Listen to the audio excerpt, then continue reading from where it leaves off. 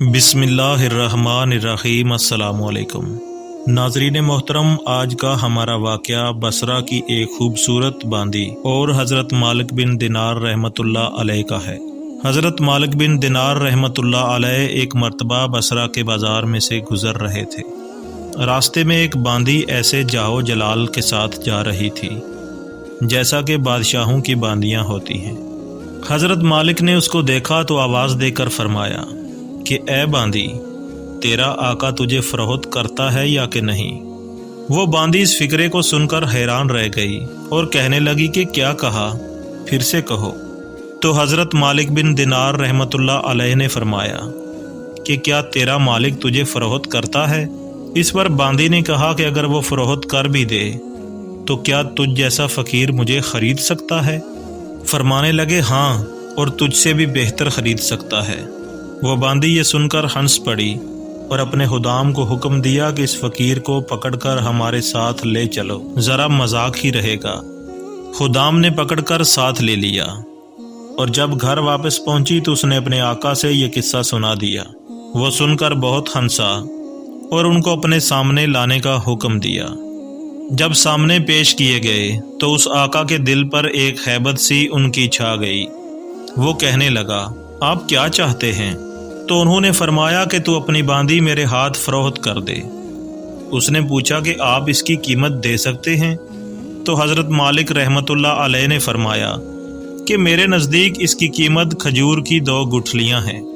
یہ سن کر سب ہنسنے لگے۔ اس نے پوچھا کہ آپ نے یہ قیمت کس مناسبت سے تجویز کی ہے؟ تو انہوں نے فرمایا کہ اس میں عیب بہت ہیں۔ تو اس نے پوچھا کہ اس میں کیا کیا عیب ہیں؟ تو حضرت مالک رحمۃ اللہ علیہ نے فرمایا کہ اگر عطر نہ لگائے تو بدن سے بدبو آنے لگے، اگر دانت صاف نہ کرے تو منہ سے سراہنڈا آنے لگے، اگر بالوں میں تیل کنگھی نہ کرے تو پریشان حال ہو جائے، جوئیں ان میں پڑ جائیں اور سر میں سے بو آنے لگے، ذرا عمر زیادہ ہو جائے گی تو بوڑھی بن جائے گی، منہ لگانے کے قابل بھی نہ رہے گی، حیض اس کو آتا ہے، پہانا وغیرہ اس کو آتا ہے، ہر قسم کی گندگیاں اس میں سے نکلتی ہیں، غم رنج مصیبتیں اس کو پیش آتی رہتی ہیں، اور خود غرض اتنی ہے کہ محض اپنی غرض سے تجھ سے محبت ظاہر کرتی ہے۔ انتہائی بے وفا کوئی قول و قرار پورا نہیں کرے، اس کی ساری محبت جھوٹی ہے، کل کو تیرے بعد کسی دوسرے کے پہلو میں بیٹھے گی تو اس سے بھی ایسی ہی محبت کے دعوے کرنے لگے گی۔ میرے پاس اس سے 1000 درجہ بہتر باندی ہے جو اس سے نہایت کم قیمت ہے۔ وہ کافور کے جوہر سے بنی ہوئی ہے، مشک اور زعفران کی ملاوٹ سے پیدا کی گئی ہے، اس پر موتی اور نور لپیٹا گیا ہے۔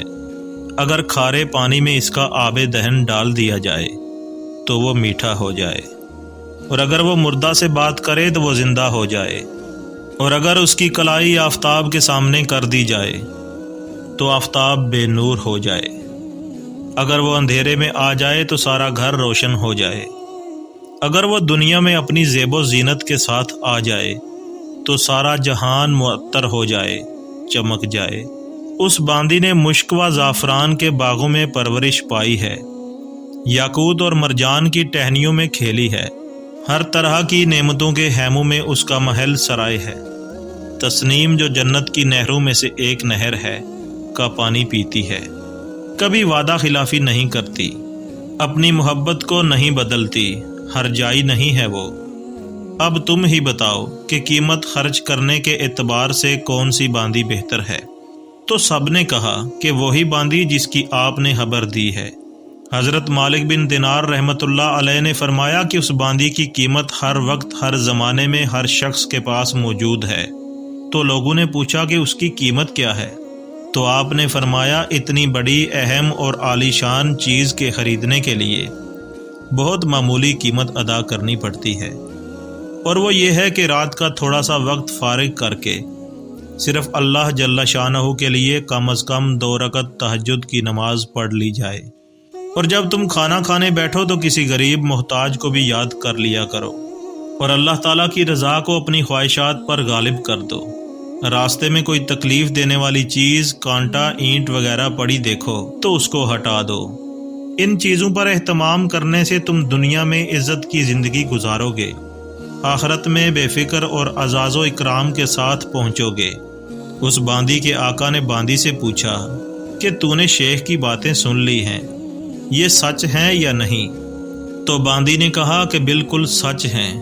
آقا نے کہا کہ اچھا، تو اب آزاد ہے اور اتنا مال تیری نظر ہے، اور سب غلاموں سے کہا کہ اتنا اتنا مال تمہاری نظر ہے، میرا یہ گھر اور جو کچھ مال اس میں ہے سب اللہ کی راہ میں صدقہ ہے۔ اور گھر کے دروازے پر ایک موٹے کپڑے کا پردہ پڑا ہوا تھا، اس کو اتار کر اپنے بدن پر لپیٹا اور اپنا سارا لباس فاخرہ اتار کر صدقہ کر دیا۔ اس باندی نے کہا کہ میرے آقا، تمہارے بعد میرے لیے یہ زندگی اب خوشگوار نہیں ہے، اور اس نے بھی ایک موٹا سا کپڑا پہن کر اپنا سارا زیب و زینت کا لباس اور اپنا سارا مال و متاع صدقہ کر کے آقا کے ساتھ ہو گئی۔